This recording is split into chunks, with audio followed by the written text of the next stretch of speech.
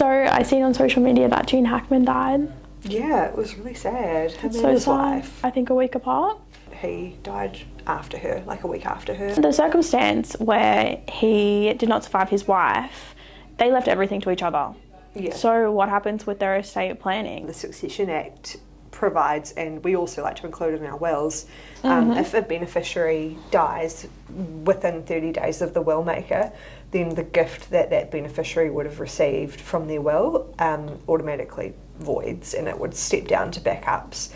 Because they didn't survive each other by that 30-day period, any gifts that they gave each other in their wills automatically voided.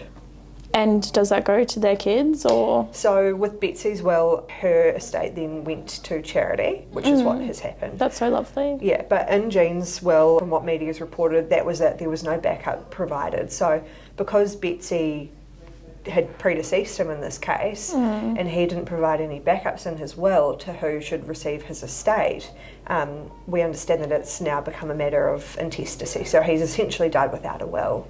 When we're advising clients on their estate planning, we like them to consider those sort of ultimate scenarios where if their first beneficiary might not survive them for some reason, who would they want to have involved? So so as to not have the entire will fail. Like for Gene, he might have considered, if he didn't want to benefit his children, he could have benefited charities or other relatives or whatever the situation may be.